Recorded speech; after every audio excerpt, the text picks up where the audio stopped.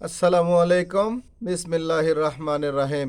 শ্রম আইন নিয়ে আলোচনা করার জন্য আরও একটি নতুন পর্ব নিয়ে আপনাদের মাঝে উপস্থিত হলাম। আমি হোসাইন আহমেদ আকাশ, সাধারণ সম্পাদক, বাংলাদেশ প্রগতিশীল নির্মাণ শ্রমিক ফেডারেশন।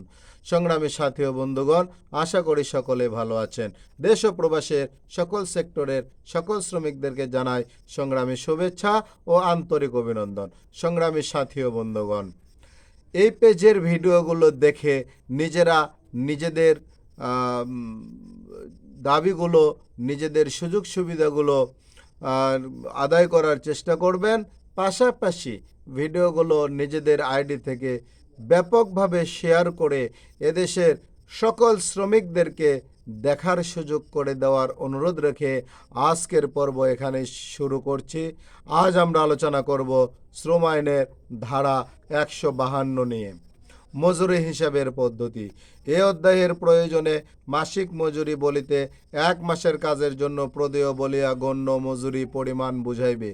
উহা মাসিক ভিত্তিতে প্রদেয় হোক অথবা অন্য সময়ের ভিত্তিতে প্রদেয় হোক অথবা ঠিকা হারে হোক, উক্তরূপ মজুরি নিম্নরূপভাবে হিসাব করা হইবে, যথা: যে ক্ষেত্রে দুর্ঘটনার অব্যবহতি পূর্বে ক্ষতিপূরণ প্রদানে বাধ্য কোনো মালিকের অধীনে সংশ্লিষ্ট শ্রমিকটি অবিচ্ছিন্নভাবে অনন্য 12 মাস কর্মরত ছিলেন, যে ক্ষেত্রে তাহার মাসিক মজুরি হইবে তাহার পূর্ববর্তী 12 মাসের উক্ত মালিকের কর্তৃক প্রদেয় মোট মজুরির 1/10।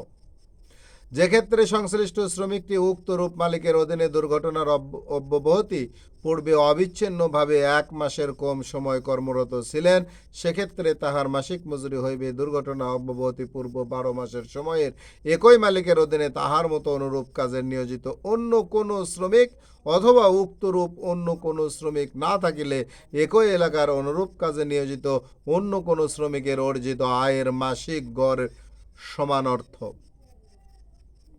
অন্যান্য ক্ষেত্রে মাসিক মজুরি হইবে ক্ষতিপূরণ প্রদেয় বাধ্য মালিক হইতে দুর্ঘটনা অব্যবহতি পূর্ব অবিচ্ছিন্নভাবে কর্মরত থাকাকালীন সময়ে সংশ্লিষ্ট শ্রমিক কর্তৃক অর্জিত মোট মজুরিকে 30 গুণ করিয়া উক্ত কর্মরত সময়ের মোট দিনগুলি দ্বারা উহাকে ভাগ করিলে যে ভাগফল পাওয়া যাবে, উহার সমপরিমাণ অর্থ। ব্যাখ্যা: এই ধারার প্রয়োজনে কোনো কর্মরত সময় অবিচ্ছিন্ন বলিয়া গণ্য হইবে যদি 14 দিনের অধিক কাল কাজে অনুপস্থিতির কারণে উহার ধারাবাহিকতা ভঙ্গ না হয়। সংগ্রামী সাথী ও বন্ধুগণ, অত্যন্ত গুরুত্বপূর্ণ একটি বিষয় নিয়ে আজকে আমরা আলোচনা করলাম। আশা করি সকলে বুঝতে পেরেছেন। তারপরও এরকম কোনো দুর্ঘটনায় কোনো শ্রমিক পতিত না হোক, এই চাওয়া, এই দোয়া আমাদের সকলের।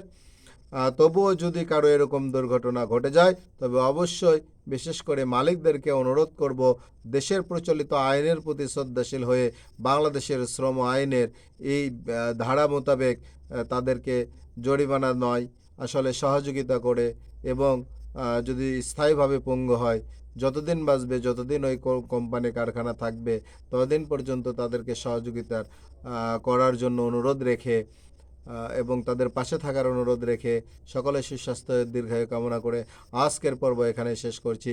আসসালামু আলাইকুম। আল্লাহ হাফেজ।